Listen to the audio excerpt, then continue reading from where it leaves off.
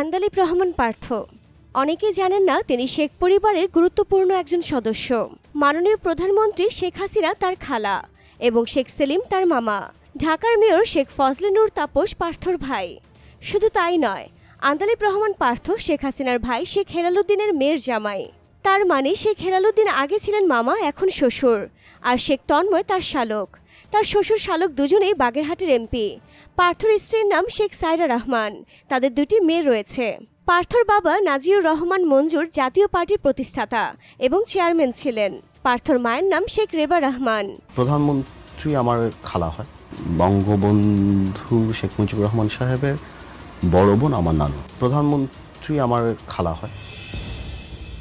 শেখ পরিবারের গুরুত্বপূর্ণ সদস্য হয়েও তিনি আওয়ামী লীগের রাজনীতি করেন না, বরং সবসময় আওয়ামী লীগ সরকারের কঠোর সমালোচনা করেন ব্যারিস্টার আন্দালিব রহমান পার্থ।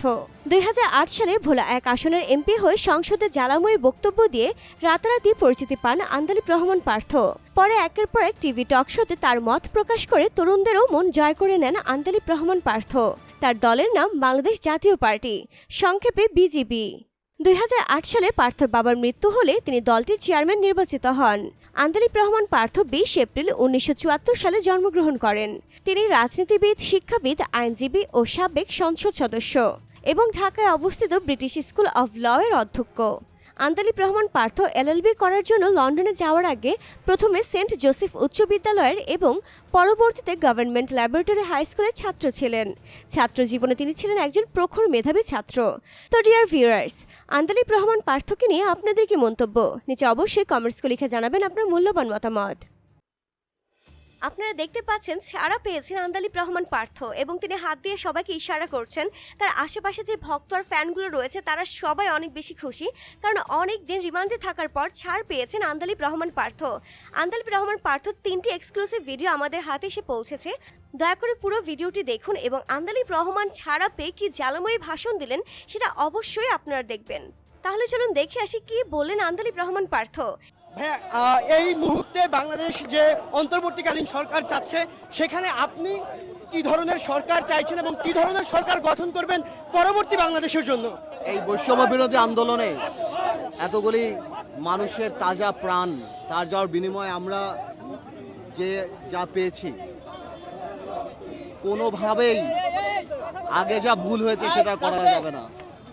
মানুষের ইচ্ছার প্রতিফলন সেখানে থাকতেই হবে। এবং আমি আজকেই কারাগার থেকে বের হয়েছি। আমি অন্যান্য দলের সাথে বসে আলাপ করেও ইনশাল্লাহ এমন একটা সরকার বা এমন একটা সিস্টেম আমরা ডেভেলপ করার চেষ্টা করব যে তরুণ প্রজন্ম একদমই নিরাশ হবে না। ইনশাল্লাহ আমরা একটা সুন্দর ভালো বাংলাদেশ ইনশাল্লাহ উপহার দিতে পারবো আগামীতে। একদম শেষ পর্যায়ে আমরা দেখেছি যে সরকার পদত্যাগ করেছে তারা আপনাদেরকে রিমান্ড পর্যন্ত দিয়েছে, সেই বিষয়গুলো নিয়ে আপনি কি বলবেন?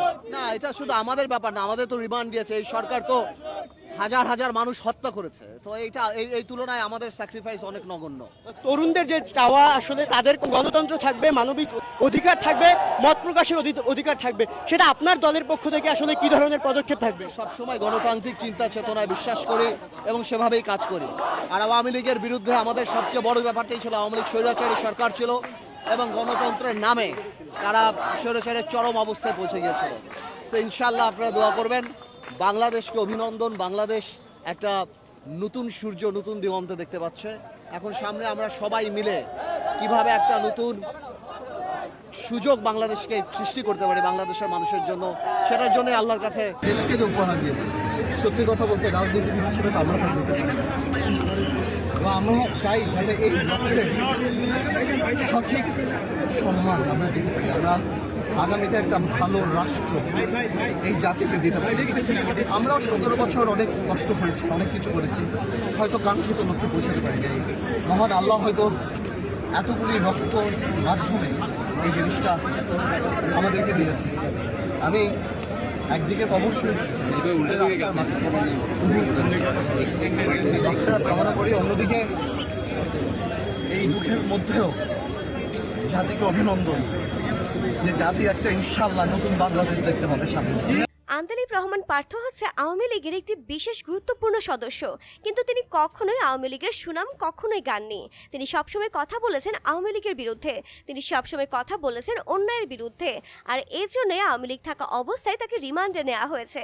কিন্তু ন্যায়ের পথে চলে যে সব বাধাই অতিক্রম করা সম্ভব এটা তিনি দেখিয়ে দিয়েছেন। তিনি জামিন পেয়ে মুক্তি পেয়ে সবার সাথে কথা বলেছেন, তার জ্বালাময়ী বক্তব্য রেখেছেন সবার জন্য। সবাই পাগল ছিল কি বলেন আন্দালিব রহমান পার্থ। আন্দালিব রহমান সবচেয়ে বেশি পরিচিত পান তার বাঘের গর্জনে ভাষণের জন্য। সংসদেও তিনি দিয়েছিলেন জ্বালাময়ী ভাষণ। আন্দালিব রহমান পার্থ নিজের একটি দল রয়েছে যেটা ছিল বিজেপি। তার বাবা মারা যাওয়ার পর তিনি এটা চেয়ারম্যান হয়ে যান, এরপর যোগ দেন বিএনপির সাথে। কিন্তু গেল নির্বাচনে বিএনপির সাথে কথা একমত না হওয়াতে তিনি বিএনপি ছেড়ে দেন।